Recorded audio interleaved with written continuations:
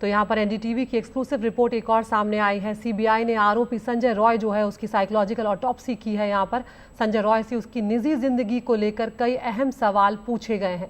संजय रॉय की एक से ज़्यादा शादियों को लेकर भी उसमें सवाल जवाब किए गए हैं।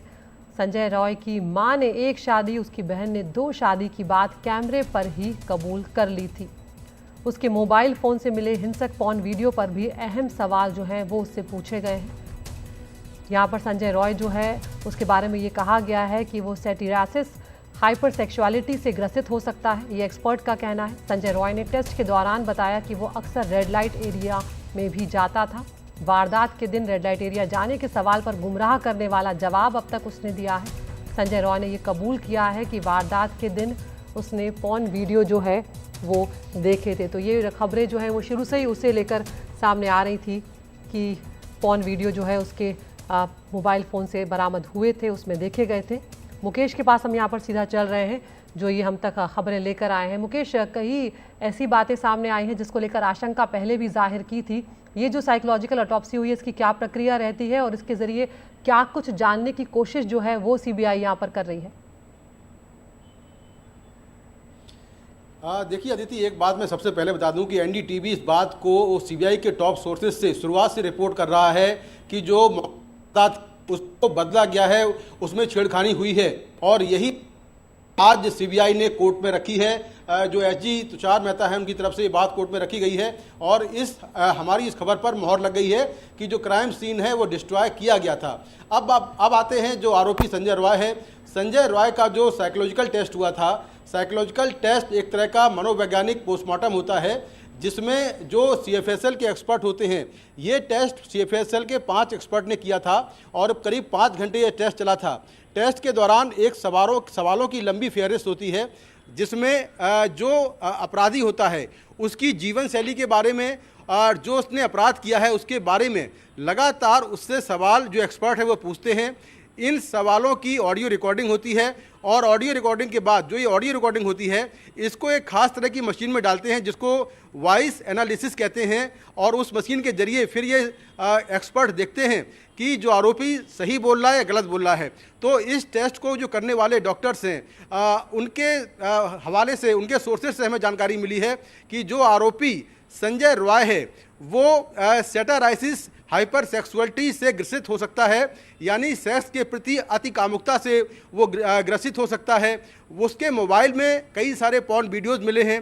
उसने ये माना है कि वो जिस दिन उसने वारदात की उसके पहले उसने शराब पी थी और कई पॉर्न वीडियोज़ भी देखे थे।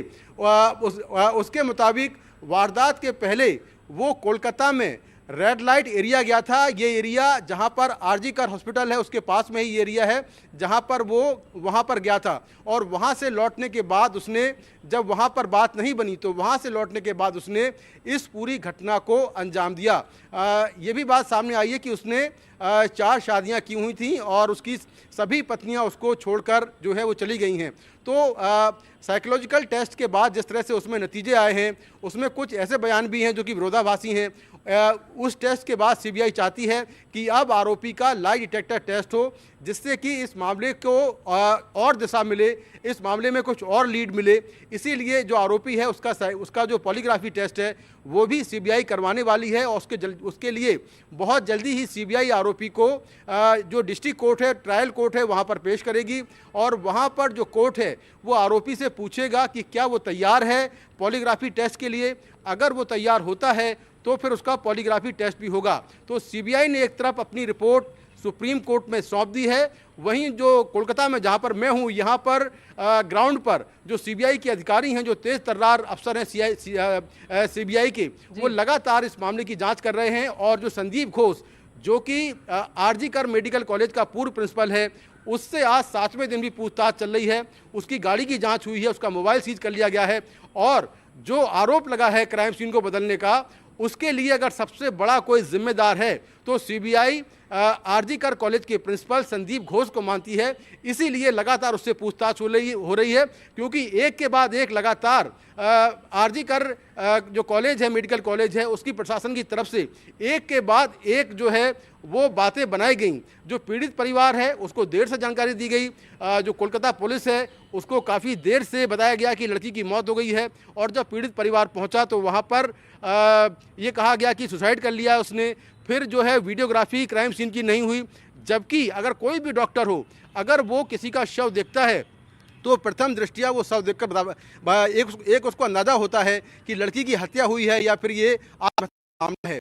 जब उसके गले पर दो निशान थे, उसके 14 से ज़्यादा चोटें थी शरीर पर, उसके बाद भी ये कहा गया कि उसने आत्महत्या कर ली है। तो ये काफ़ी गंभीर सवाल हैं जिसको लेकर सीबीआई लगातार जांच कर रही है, और ये जांच करने की कोशिश कर रही है कि क्या इस घटना में कॉलेज प्रशासन के लोग शामिल हैं या फिर वो इस मामले को दबाने में और सबूतों को नष्ट करने में शामिल हैं, और अगर ऐसा किया गया है तो ऐसा क्यों किया गया, ये जानकारी लगातार ली जा रही है। और ये भी हो सकता है कि बहुत जल्दी इस मामले में जो संदीप घोष, जो कि आरजी कर मेडिकल कॉलेज के पूर्व प्रिंसिपल हैं, उन्हें गिरफ्तार कर लिया जाए, क्योंकि अब सुप्रीम कोर्ट ने भी ये कहा है कि आखिर उसके खिलाफ कार्रवाई क्यों नहीं हुई, आखिर ये सबूतों से छेड़खानी, जो क्राइम सीन को बदला गया, जो वीडियोग्राफी का मामला है, ये तमाम चीज़ें आखिर समय पर क्यों नहीं हुई। 20 घंटे बाद जो कोलकाता पुलिस है उसने केस दर्ज क्यों किया। तो ये बहुत बड़े सवाल हैं जिनके जवाब जो है वो कहीं ना कहीं अब आरजी कर मेडिकल कॉलेज के प्रिंसिपल को देने होंगे,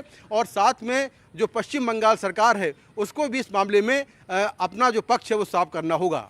जी मुकेश, संक्षेप में मुकेश ये भी बताएं कि क्या यहाँ पर अब धीरे धीरे ये सामने साफ होने लगा है तस्वीर की यहाँ पर जो आरोपी है वो एक ही है? देखिए, अभी तक की जांच में तो यही सामने आ रहा है कि जो संजय रॉय है केवल वही उस रात में सेमिनार हॉल के अंदर गया था, क्योंकि वहां पर जो सीसीटीवी कैमरे लगे हैं उन कैमरों में रात में 3 बजे वो अंदर जाता हुआ दिख रहा है और करीब 3:45 बजे वो बाहर निकलता हुआ दिख रहा है। अब तक सीबीआई को उसके अलावा कोई और आरोपी इस मामले में नहीं मिला है, लेकिन इसमें एक सबसे बड़ी बात यह है कि अगर वो डीएनए रिपोर्ट जिसका वेट कर रहे हैं सीबीआई के अधिकारी, जिसकी जांच सीएफएसएल के अधिकारी दिल्ली में कर रहे हैं, अगर वो डीएनए मैच होता है तो संजय रॉय पुख्ता तौर पर आरोपी साबित हो जाएगा। और दूसरी बात, अगर ये डीएनए मैच नहीं करता है तो फिर पूरी कहानी पलटेगी। अगर कई लोगों का डीएनए निकलता है तो फिर ये बात सामने आएगी कि इसमें संजय रॉय के अलावा कुछ और लोग भी शामिल हैं। तो डीएनए की रिपोर्ट आना बहुत ज़रूरी है और ये काफ़ी इंपॉर्टेंट होगी इस केस की जांच को दिशा देने के लिए।